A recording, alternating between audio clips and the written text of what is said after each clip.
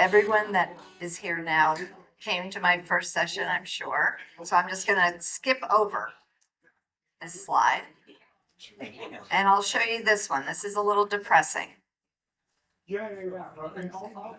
So are you all familiar with the NAEP, the National Assessment of, so the NAEP is the National Assessment of Education Progress.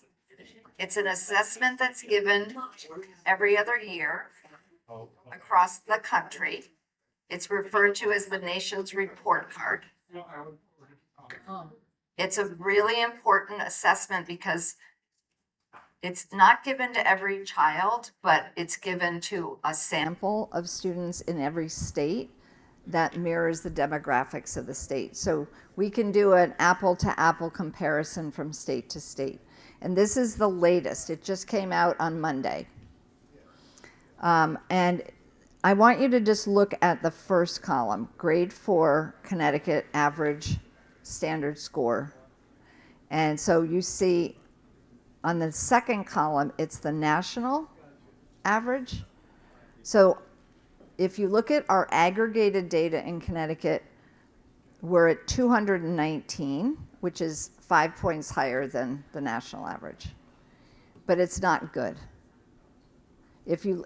I'll just tell it to you this way. 66% of Connecticut's children are reading below grade level in 4th grade. 66%. That hasn't changed in quite a few years. The pandemic, there was a drop, as we would have expected. We came back up a little bit, but we're still not good. Even the best state in the country, Massachusetts, year over year, is the highest performing state, is not much better. We really have a terrible, terrible crisis in this country with reading, and math is also bad. If you disaggregate the data, you can look at the disaggregation. Asians always outperform the other subgroups, nationally and in Connecticut. If you look at Black, Hispanic, economically disadvantaged, students with disabilities, and multilingual learners, those scores are dismal. Dismal.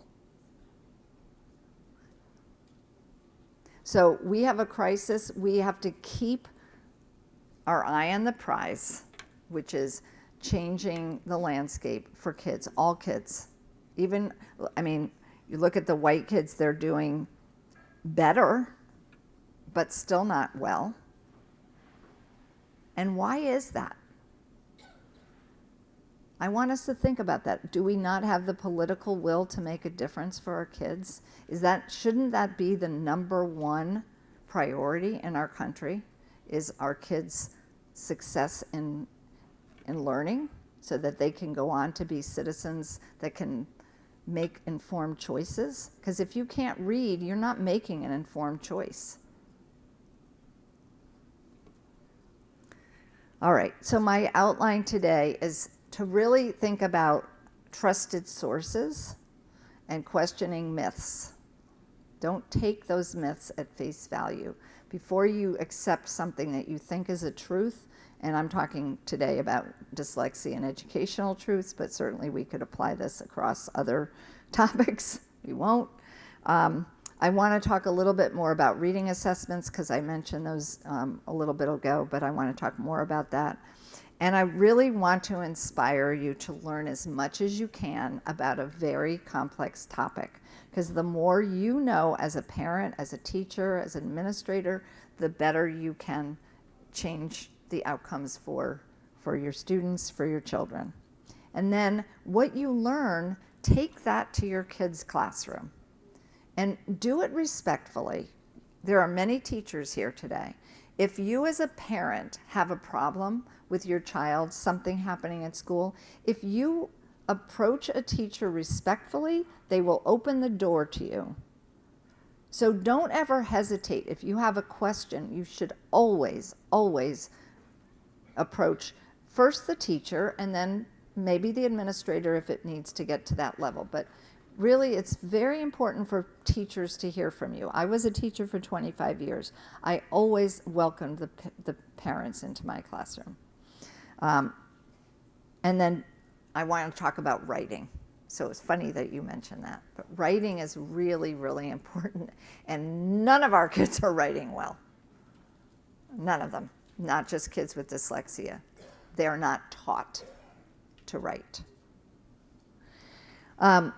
This was a quote in that book I mentioned, Unraveling Dyslexia. The delivery of effective early intervention is contingent upon adequate teacher preparation, universal screening, and the provision of effective interventions.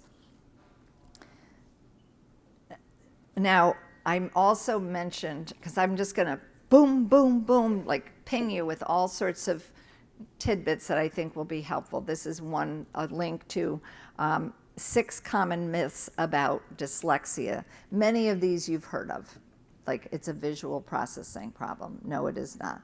Has nothing to do with laziness. No correlation whatsoever with intelligence.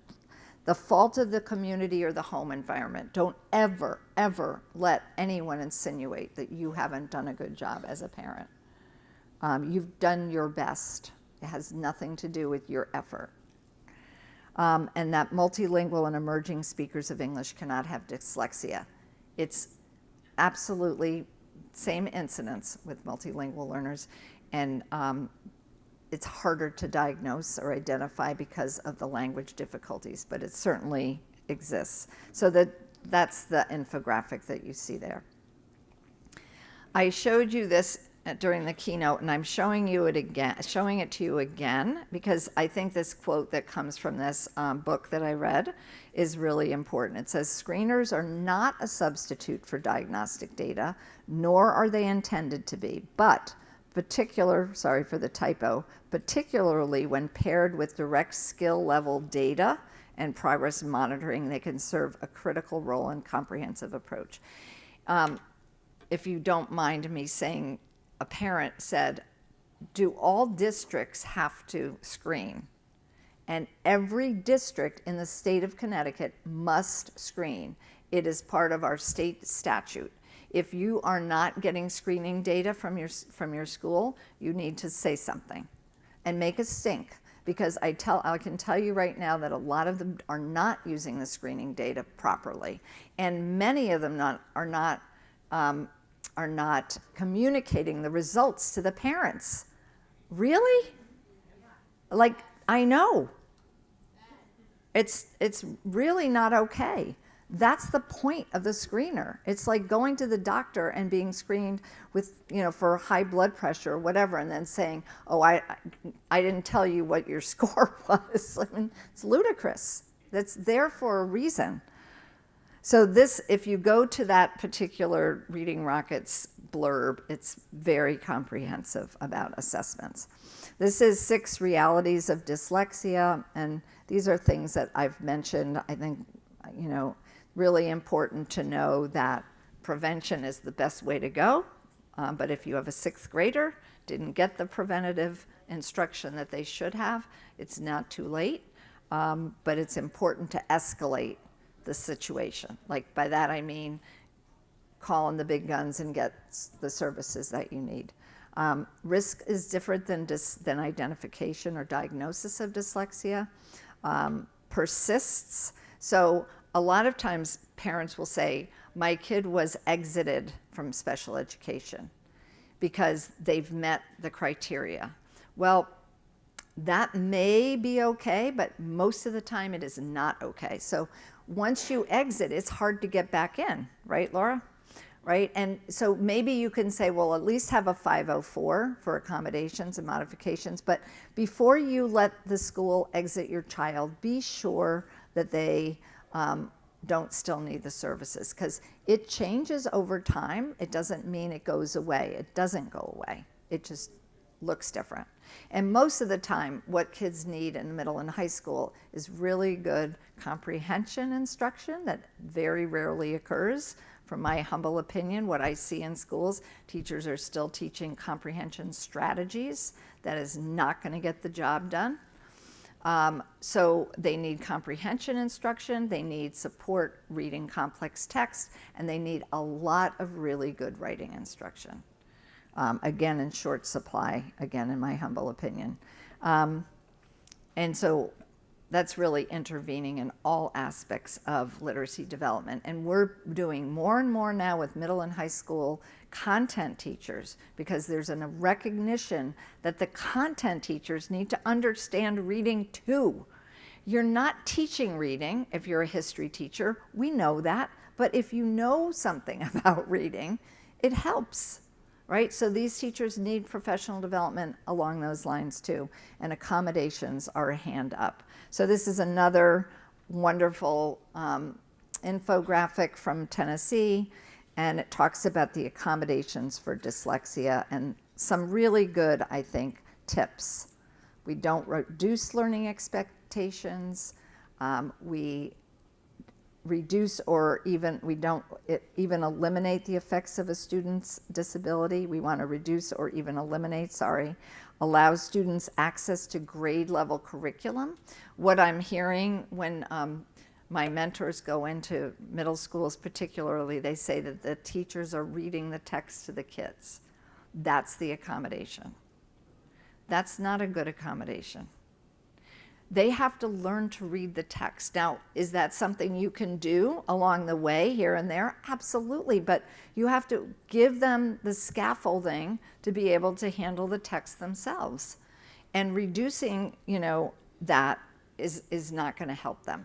It's almost making it too easy not to do the reading.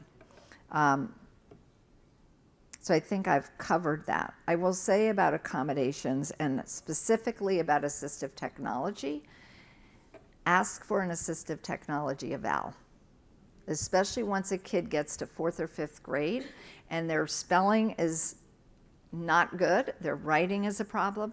Ask for an assistive tech eval, because the people that do those evals know technology. And what they basically do is they try out all the different technologies on the student, and they see which ones seem to work well for the students. There's a plethora of them. You couldn't possibly use them all. But there's maybe 3 or 4 that really are good and worth getting the kids help with. And then here's another important tip. Ask for that consultant, that assistive technology person, to come in and work with the kid by the kid's side and show them how the technology works. Because you're not going to just say, here you go. It doesn't work that way. They have to be coached through how that assistive technology can be leveraged to get the work done. And this just talks a little bit about that. If you don't know about Learning Ally, I'm sure most of you do, but this is another tremendous resource. And when you go to the link, you'll come to this page where it has dyslexia resources. And of course, one of them is audiobooks. And this was an article that Sharon Plant wrote for our Smart Kids newsletter on audiobooks, AT's Best Kept Secret. So again, this isn't something that you just hand over to the kid. You have to sort of coach them through how to use those audiobooks. But you can get access to those with a diagnosis.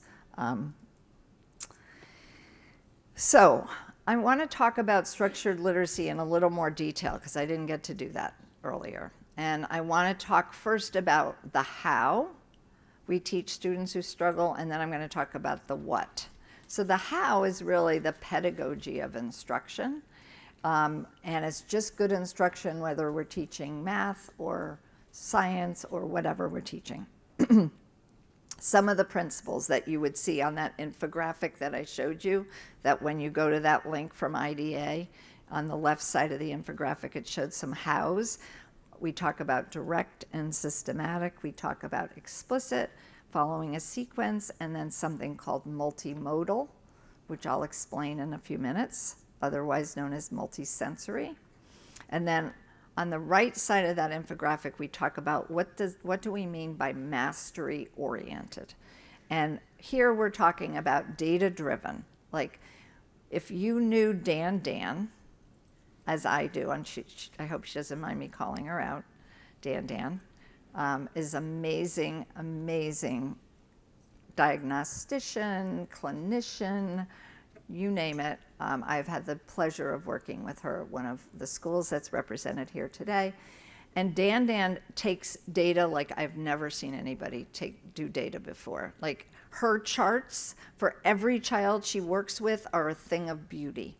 That's what we want. Because without that kind of data to drive the differences that we're doing, if your teacher is using Wilson, for example, and a lot of our teachers use Wilson reading system as a decoding and coding program, that's fine, but you might need to go off on another little tangent with Wilson. You might need to bring in more morphology instruction or whatever it is that you're doing.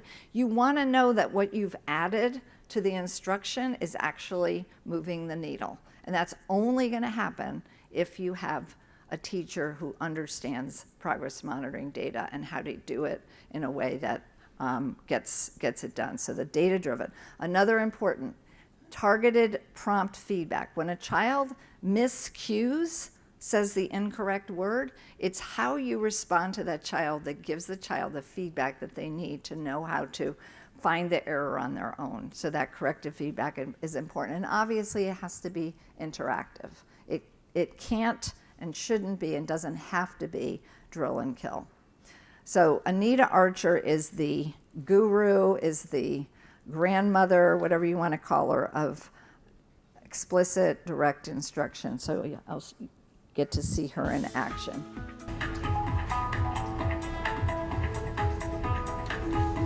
Trying to find how to make it full screen. So I have the gift today of talking to you about explicit instruction. Explicit instruction simply is instruction that is quite direct, it is unambiguous, with the goal that the students would get it, would understand it, and would learn. We have a lot of confusion around the term explicit instruction, so let me sort of augment and add to that. One question I'm often asked is, wouldn't it be more motivating for students to learn it on their own, to discover it, to use authentic problems to discover it? And it's as if we have set up a total dichotomy between explicit instruction and discovery. But we really should view it as a continuum. And when we look at the research on instruction, we learn what are the attributes of that continuum. For example, if you are teaching children that are novices, that have just never learned this body of knowledge in the past, it appears that they do much better if we explicitly teach them the information, whether it's knowledge or skills or strategies, that we teach it. If they are learning a body of knowledge that they've not learned in the past, they're brand new to algebra, they are new to decoding of words, then they really benefit from very explicit instruction. So those two things, when the student is a novice, when the knowledge is new, explicit instruction would be desirable. But then after you've gained lots of information, you've gained lots of skills, then discovery is much more a viable option, but only after you've had explicit instruction. So one of the things that I also would be reminded of is the research. If you happen to be a special ed teacher, an interventionist, and you are working with struggling students, we definitely know that they are going to gain more with very explicit instruction than discovery. You know, if they had discovered it, they would not have been struggling. And so we need to have very explicit instruction for them. And what would that mean? Well, we could actually take explicit instruction and put it into two areas. One is the design of the instruction, and the other is the delivery of the instruction. And the design of the instruction means that we pick important content to teach them, we break it down into obtainable pieces, but then our lessons are organized so that more learning could occur. For example, I often talk about 3 major steps in teaching children skills and strategies, where I do demonstration, guided practice, checking for understanding. I do it, we do it, you do it. And many of the skills and strategies we teach would follow that pedagogy. But it also means that the students are not only directly taught it, but they have practice. Actually, I'm going to tell you, my concern is often that we're not giving adequate practice. I constantly hear people say, well, you know, Anita, that is just drill and kill, drill and kill. And I can tell you, we have no reported incidents of children dying of practice. Instead, look at the research, the abundant research from cognitive science and from learning on practice. The students need deliberate practice where they're practicing with a purpose. They need practice that is spaced over time, not all in one session. And they need to retrieve information in that practice. So it's a combination of very explicit instruction with I do it, we do it, you do it, followed with deliberate and spaced practice and retrieval. But here's what I've noticed. I've had the great blessing of teaching for 52 years and do demonstrations all throughout every year. And what I have noticed is that students need better delivery skills than we've done in the past. For example, all instruction needs to be interactive. I say something, you say something, I write something, you write something. All explicit instruction would be very interactive with students actively engaged throughout the entire lesson. And we would give them, we'd monitor and watch their responses, give them feedback on the responses, and we would maintain throughout the whole lesson a very perky pace. So those are some of the attributes of having very explicit instruction. And we know that then I set you up for your ability to solve authentic problems. I set you up for being successful. I set you up to generalize information to other situations. But this means we've got to keep the teach and teacher. And we have to provide the teaching that our students need. So let us never forget the research on explicit instruction. Because if learning is our goal, then a lot of explicit instruction needs to occur there. Bless you in your career. May you thrive as an educator.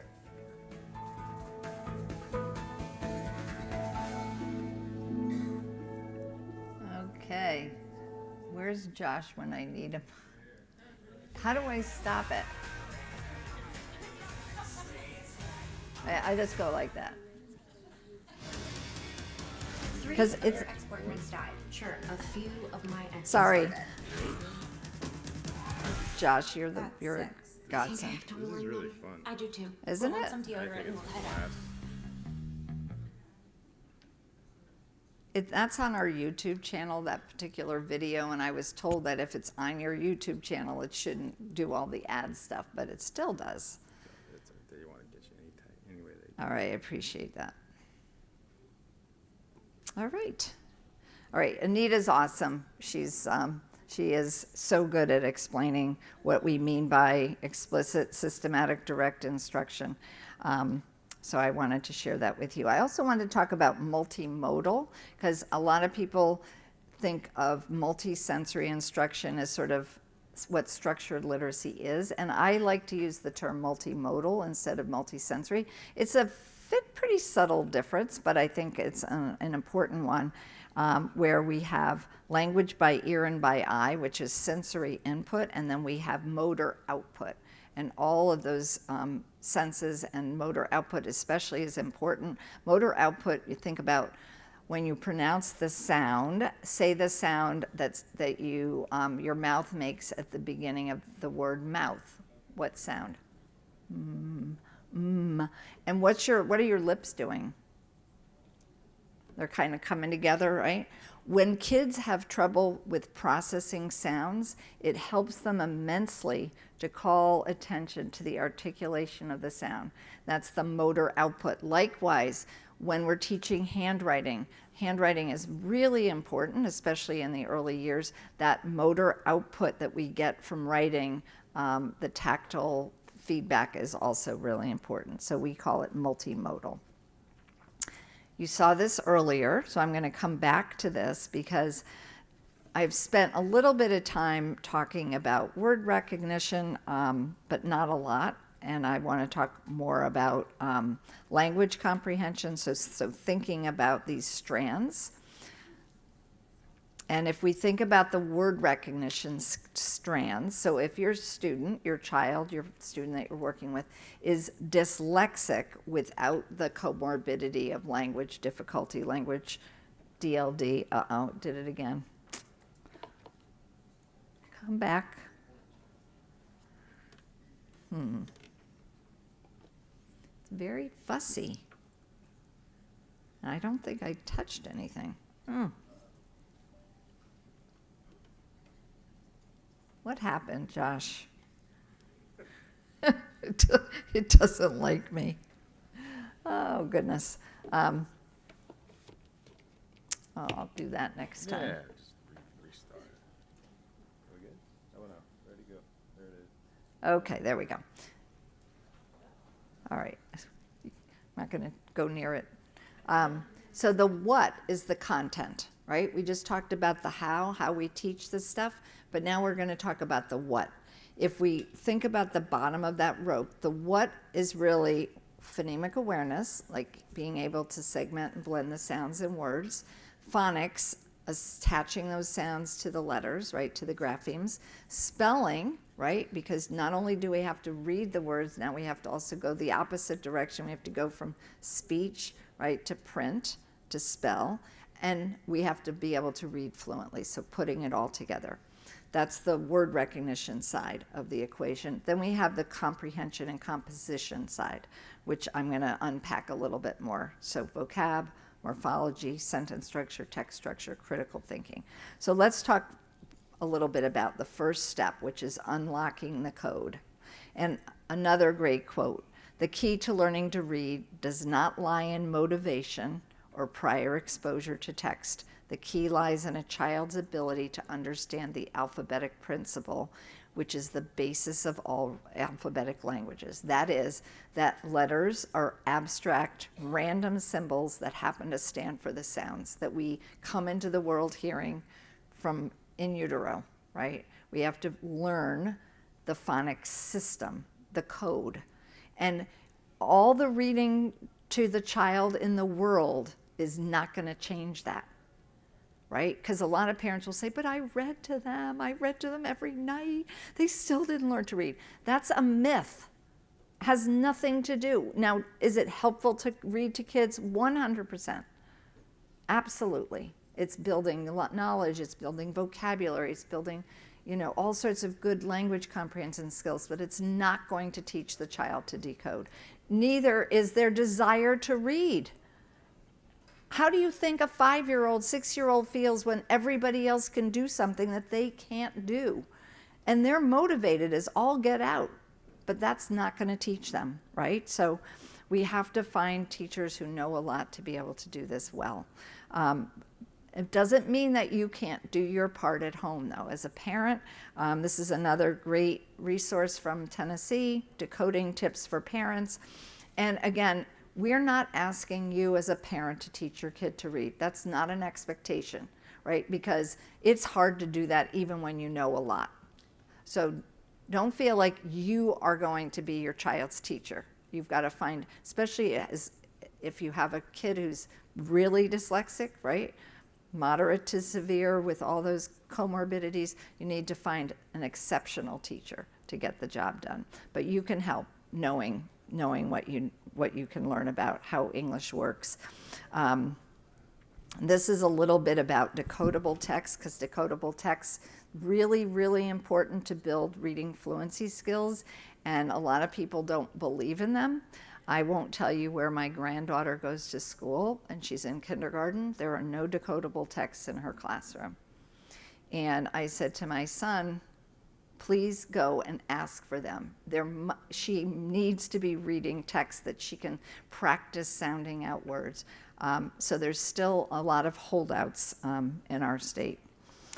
And it's just fun to learn how English works. Like, who knew that words that begin with the WR have something to do with twisting? The W is silent, only the is pronounced. Like, there's so many cool things about English. And if you teach that and tell kids that, they're like, wow, that's so cool. But you have to know it yourself as a teacher. All right, so talking about word recognition skills and the importance of that, so I don't want to dismiss it and leave it too early. Can I ask if anybody has any questions specifically about word reading before I move on to comprehension? Okay, just take what Anita said to heart as far as the practice, because some kids will take a long time to become fluent, and it really is a lot of good guided practice that she referred to. So the other side of the equation, comprehension and composition. Vocabulary, what words mean. What is a snowbird? A snowbird happens to be comprised of 2 compound words. They each have meaning, right? You teach vocabulary and you set the stage for what we call morphology instruction. Morphology is figuring out that words have meaningful units, like the word health. I asked you to segment the sounds earlier, right? Health. I didn't hear an A in there. I didn't hear an A. Why is health spelled the way it's spelled? Anybody know?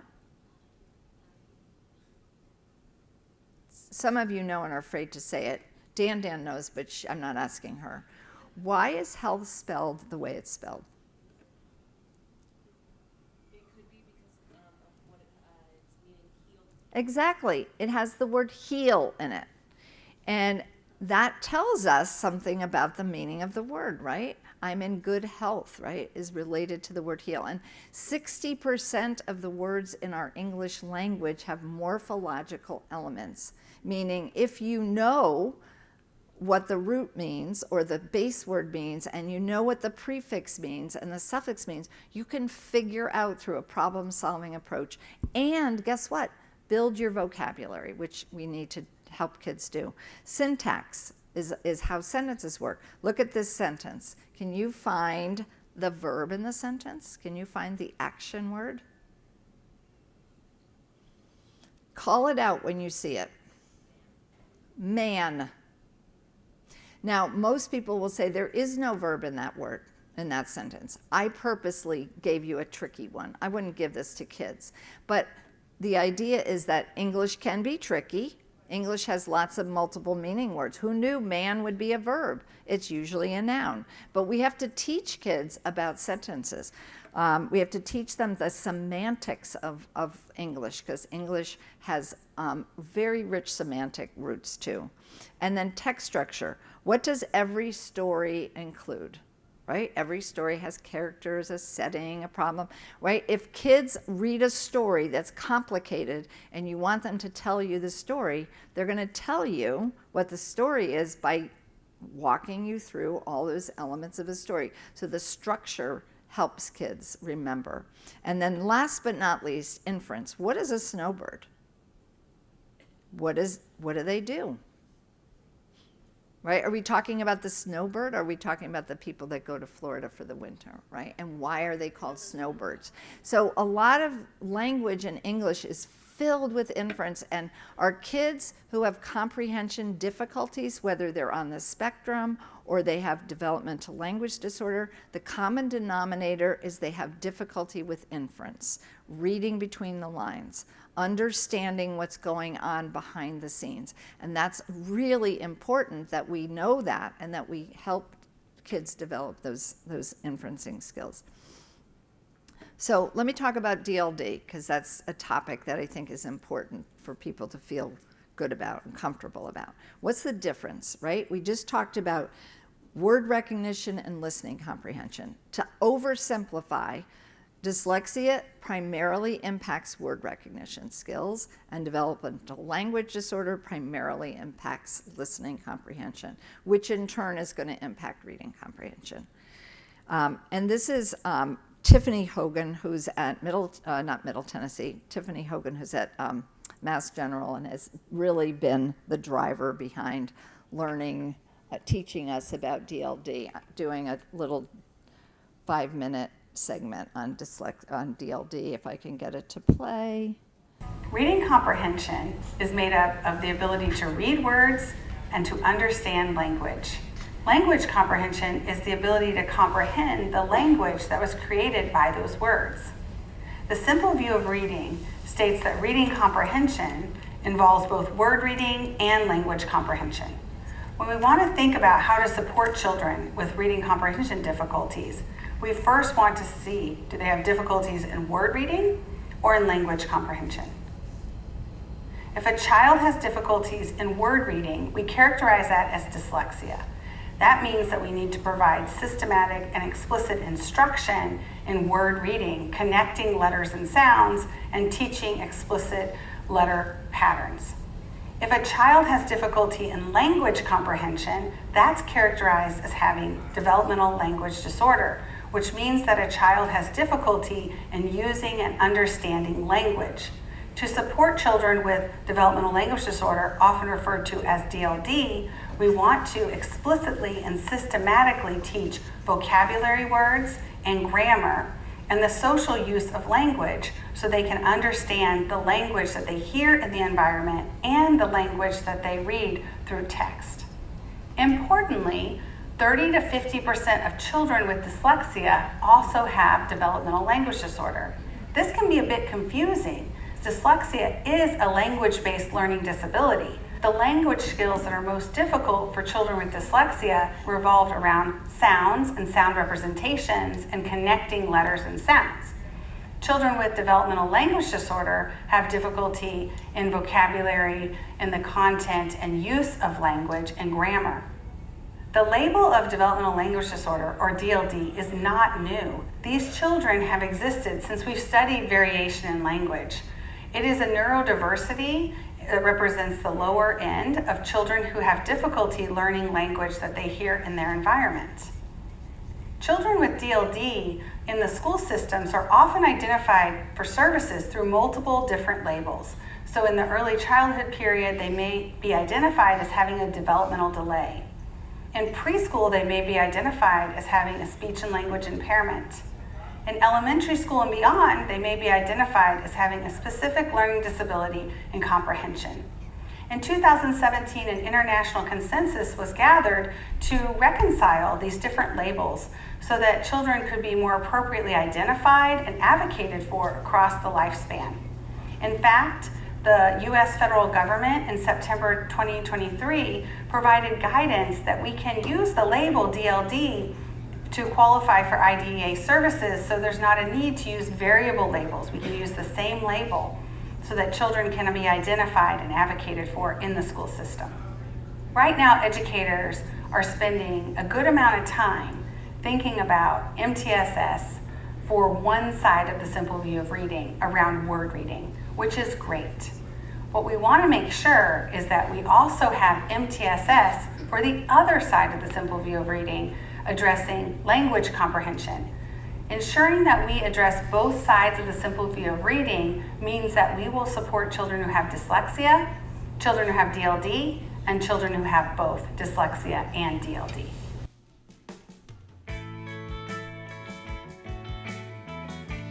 Okay, I'm going to stop this time, Josh. It got out of there. Whew. Was that helpful? Yeah, I hope that we can keep promoting this understanding and awareness of DLD because I had no idea it was as pervasive as it is. And it's a problem because we don't have the screeners, so we're not finding these kids. And somebody asked me during the break, who can identify DLD? And I'm pretty sure right now it's only the SLP. Is that true? Yeah. Which is, when I say only, that's not to be dismissive of SLPs, they're incredibly important, but they're overloaded with work too. So we just need to figure out, and there are people working on screeners. In fact, there's 5 different screeners now. If you want to read a paper by Tiffany Hogan and her colleagues about the screening of DLD, when you go to this website that I pointed you to here, DLD and Me, I don't know if you can see it very well, but there's a place where it says all articles. So all the articles that have been written funded through NIH or National Institute of Health or Institute of Education Sciences. They're all in the public domain, so there's no paywall. You can get access to all of them. And this is great. There's the family corner, the educator corner. There's more and more information available now that's, I think, very important. Great that we have more information. Going back to what you can do at home as parents for all these kids, whether they have a diagnosis of dyslexia and or DLD, is read with them. And this guide, Planning Guide to Support Shared Reading Experiences at Home, is excellent too. And it just tells you need to provide a structured environment. Text selection is really, really important. And they talk about text selection because how many of you as parents have walked into a library or a bookstore? It's overwhelming, right? To figure out which book should I choose to have my student read. And obviously decodable text is great because they can really read the words, but sometimes they want to move beyond the decodable text and read something that's more authentic or a book that's interesting to them. So this handout really gives you some good tips for reading with your kids. A shared reading is great. So you can read a page, they can read a page, or and this is really, really important. It says read, think, and talk together. One of the biggest benefits for reading with your kids at home, in addition to practice and getting them to practice reading, is the conversations you have about the book. So if they can't read the book, but they really want to read the book that everyone else is reading, used to be Harry Potter, you read the book out loud to them and you talk about it, because they need to have conversations while they're reading. You need to talk about the vocabulary that they might not know. You need to ask those inferential questions. Stop and ask, why do you think this is happening? Because a lot of times it's like, whoop, right over their head, and you wouldn't know that unless you were to stop and ask those questions. Support accurate word reading. So if the point of the reading at home is to practice reading accuracy, then obviously you have to get them to stop and correct the words that they miss, but emphasize meaning. And then there's this, which I love, structured shared writing, because we don't have a lot out there to support parents working with their kids with writing. And how many of you have tried to help your kids write at home and it ends in tears, right? It's extremely complicated. As hard as it is to teach a kid to read, it's twice as hard to teach them to write, for a lot of different reasons.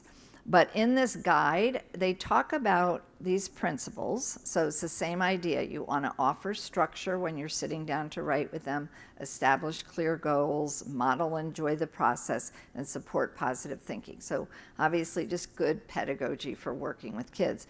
But what I also like about this guide, it explains the difference between writing skills and the writing process. They are distinctly different. Just like decoding and comprehension. Distinctly different, but they both contribute to skilled writing. So the writing skills that they're talking about here are handwriting. I could go on and on about handwriting. I wish, I know Judy agrees with me here, that our preschool teachers were teaching kids handwriting with proper grip, proper letter formation, because once a kid gets to 5 years old, it's almost impossible to change a grip and to change letter formation. And yet we have countless studies that demonstrate that handwriting contributes to writing proficiency.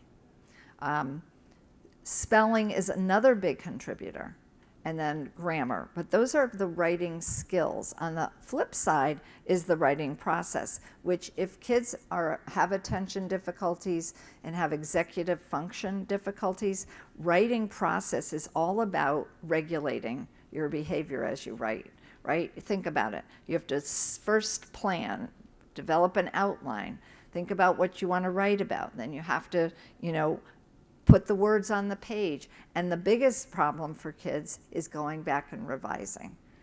Once they've written something, they don't want to go back and revise it. I'm done. But we know writing is only going to improve through the revisions and the editing that's required. So those are, just a few of the things that I wanted to share. I want to talk about some key takeaways from today's talk. And then, happily, I have time for Q&A, which I didn't on the keynote. So I hope you have questions that I can field.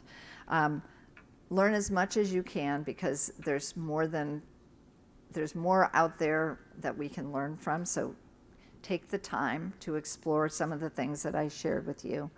Advocate not just for your child, but think about the children who don't have advocates.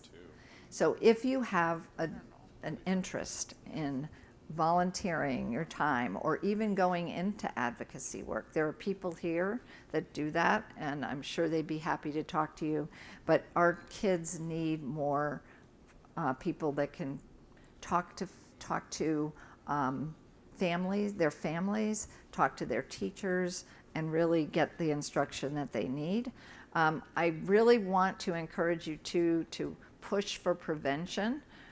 It's so important.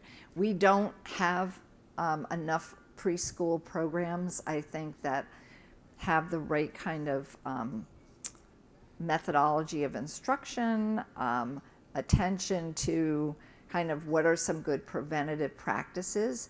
There's a real, unfortunately, there's a big divide in preschool between people who want a play-based environment and people who want kids learning skills. And those two should never, ever be pitted against one another. They are absolutely mutually beneficial. Kids should be playing, not just in preschool, but even into the elementary school years. They should be having fun as they learn. But just because you're having fun doesn't mean you can't teach kids the important learning things that are especially for reading. Insist on evidence and research-based intervention. So the more you know what that means, the better off you're going to be able to advocate for your child, and then get involved in your child's school. And then the last thing I want to talk about is professional development, because that's the work that we do. So insist on having your teachers get professional development. Right now, because most districts are in the middle of adopting and implementing a new core reading program, a lot of their professional development time is consumed by learning how to deliver a program. And a lot of the professional development that they may have otherwise gotten has gone by the wayside for now, which is unfortunate, because they really do need to learn how to implement the program. That's very important, but they also need support just in general. A study was done with 1,574 teachers a few years ago, and here's the staggering finding. The special education teachers who are tasked with providing the most intensive interventions to students consistently had knowledge levels at or below both reading interventionists and classroom teachers. And that is a finding that I've continued to see in our travels. I work a lot with special ed teachers. They will admit to me that they learned nothing in their teacher prep programs about, or very little about, teaching reading. Now, I know Sacred Heart, we're on the campus that has absolutely adopted the science of reading. Southern Connecticut has good programs. So Connecticut is probably in better shape than most states are, but we still have a ways to go. And we have the Office of Dyslexia and Reading Disabilities now at the State Department, and that department right now is looking at competencies for all the universities in the state to ensure that they're embedding the science of reading in their coursework, which is very, very important. But beyond that, teachers need, once they graduate, they're not good to go. They need ongoing experience, practicum experience. Louisa Most talks about translating knowledge into practice requires experience with a range of students. Teachers seldom have the experience of watching various experts at work and receiving on-site coaching and supervision. It's minimal at best. And the only way you get better at this is if you have a coach, a mentor, somebody who's really ongoing support and explaining the nuances of working with kids. I was going to close with a video, and this is a great video, but I think I only have a few minutes. So I first want to ask if there are any questions from people in the audience, and then I could play the video if we have time. Thank you, Bonnie. Thank you. Hi, Margie. Hi. I wanted to go back to technology for a moment because I'm noticing that technology is being brought into the picture a lot younger. Mm-hmm. And to me, I wanted to see what your opinion was on the balance between bringing technology in to help kids versus having them develop some of these skills prior to it. Because we're bringing in speech to text, text to speech, and now with AI booming in second, third grade without developing the foundational skills. So I just wanted to see if you could talk a little bit about that.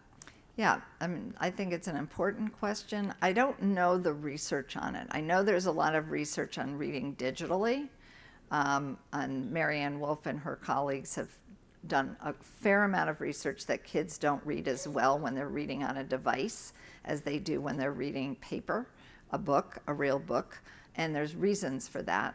So I worry about digital reading, but I don't think that's what you're talking about specifically. You're talking about giving them a tool that almost takes the place of actually learning how to do the reading.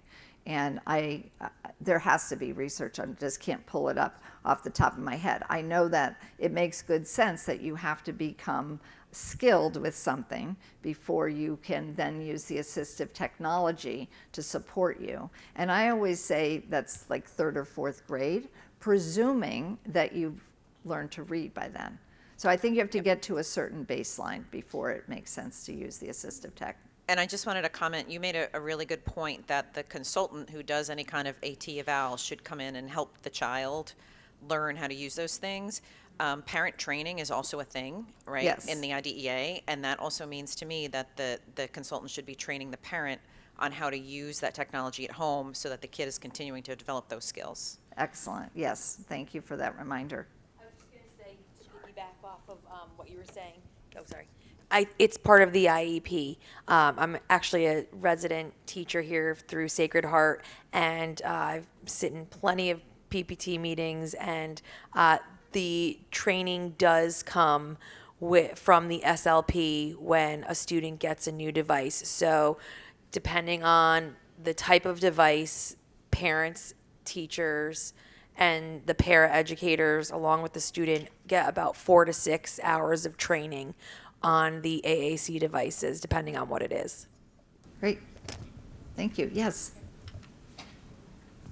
I'm trying to understand the difference between verbal form dyslexia and phonic dyslexia. My daughter's only been diagnosed with the first, and so does all of this relate to that? I I'm a don't little know confused. the term verbal dyslexia, so that's new to me.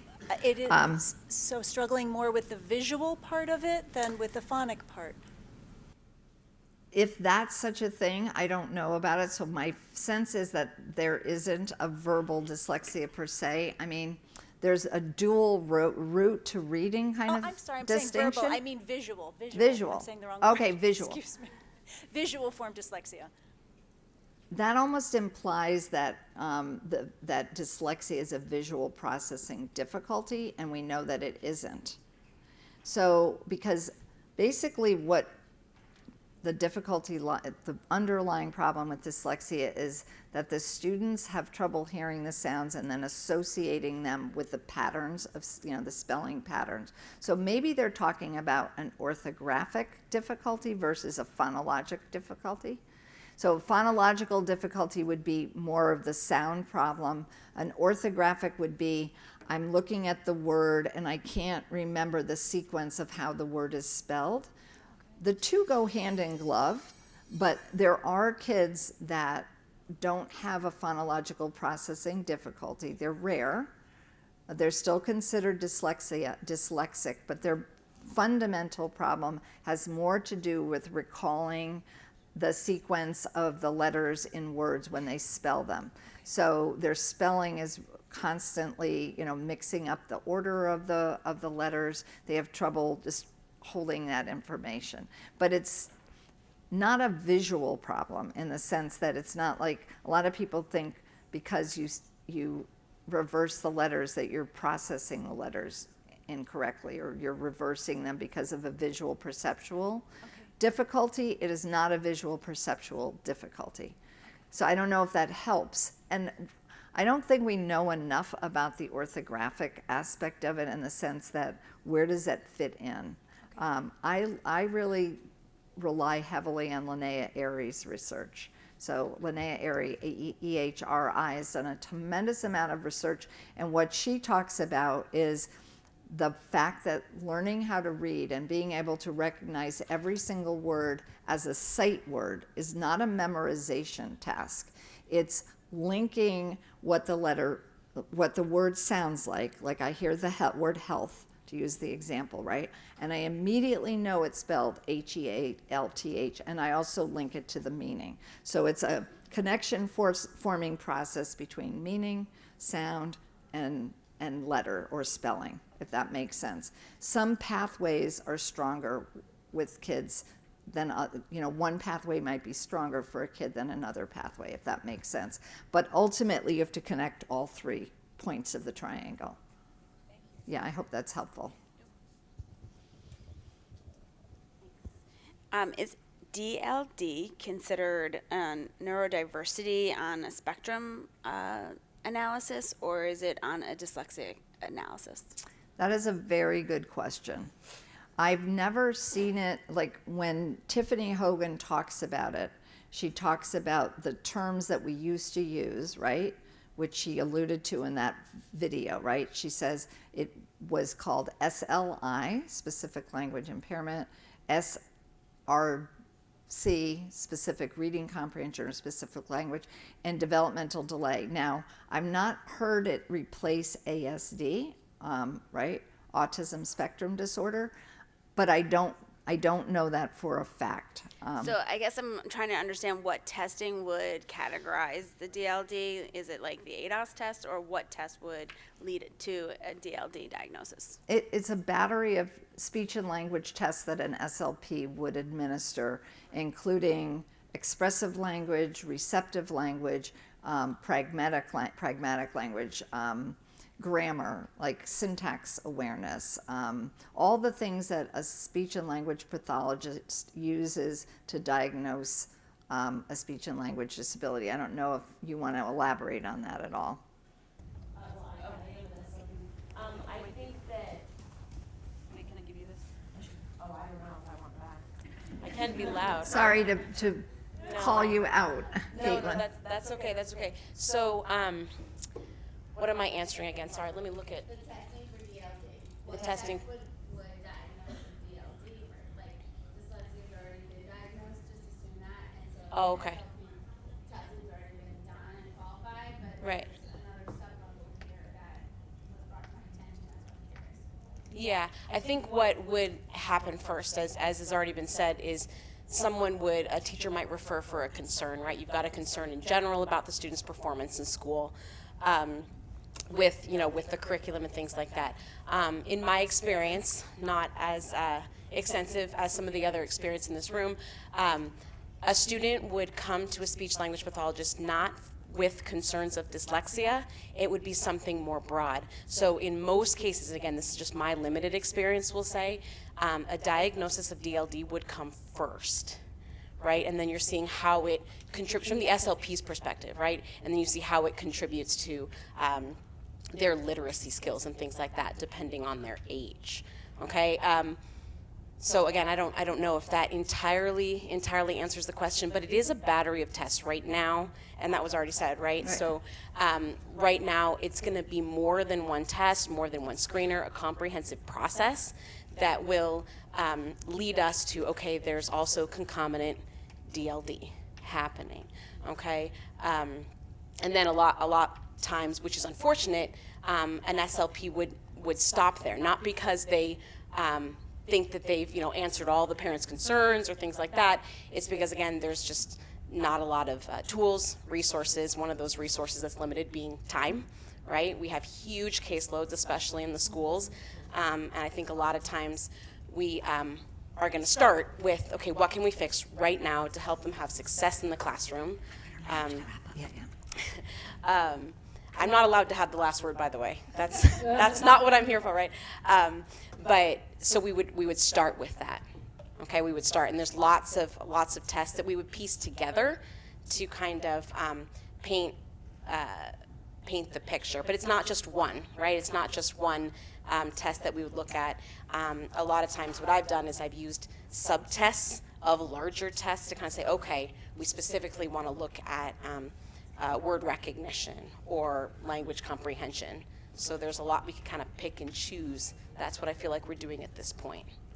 So yeah, and thank you, Caitlin. And what I would just to add to that, look at the DLD and Me website for more kind of information and specifics about this is, the diagnosis, the treatment, because as Tiffany said, it's not a new diagnosis, but it's new to a lot of educators. And that's something that we're going to be grappling with now because of it. I know I have to leave you now. Thank you for sticking with me, and enjoy the rest of the conference. I'm going to be here for a while. If anyone wants to come and chat with me, I'm happy to do that.